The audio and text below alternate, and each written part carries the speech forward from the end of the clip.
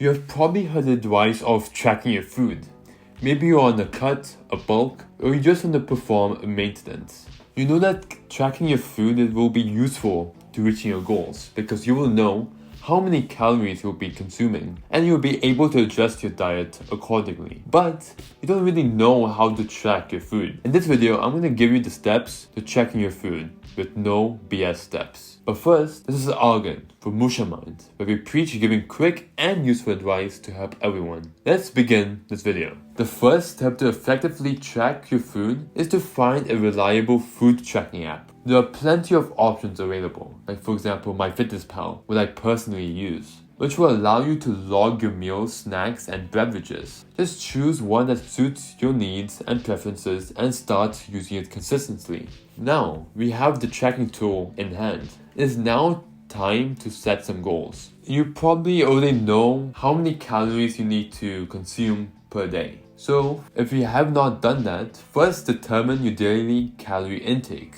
based on your goal. Like for example, if you need to cut or you need to bulk. And then use it as a target. A target or a guide that will help you move towards a balanced and controlled diet. But tracking your calories alone is not enough. You also need to focus on the macronutrients, like for example the carbohydrates, the proteins, and the fats. These nutrients will play a different role in our bodies, and it is essential to maintain the right balance. You have to aim to consume a healthy mix of all three, an emphasis of whole foods and reduce the intake of processed foods. Now, the actual more exciting part, tracking your meals. So before each meal, like before breakfast, lunch, dinner, see how many calories this food item has. And it can be done two ways. Firstly, if it's a food that's coming out of a packet, you can just look behind the packet and see how many calories is per item. Like for example, how many calories per a protein bar or how many calories per gram for cereal.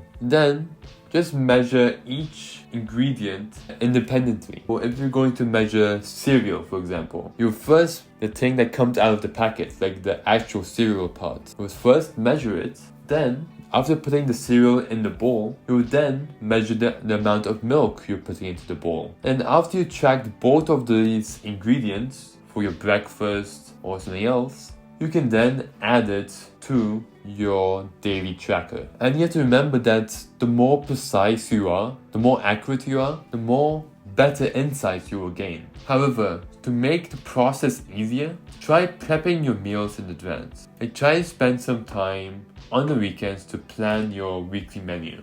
Therefore, it will make it easier for you to track your food and will not force you to measure your food last minute, because that could be a blockade. Because if you're forced to do it last minute, there's a possibility that you might just skip tracking your food entirely. That's why you should prep your food beforehand, like on the weekends, so there's no stress of tracking your food throughout the week. But what about those unexpected cravings or dining out? When faced with an unplanned meal, just estimate as best as possible the amount of calories you might be consuming. However, now tracking your food isn't just about monitoring about what you eat. It's also a reflection of your habits. Take a moment each day to review your entries. Just identify the patterns, see which foods are triggering, and also celebrate your small victories. Use a self-reflection as a tool for self-improvement and growth. And remember, you have to be kind to yourself throughout this process. As you can see, nobody is perfect, and some minor slip-ups may happen. However, don't let a single indulgence derail your progress. Instead,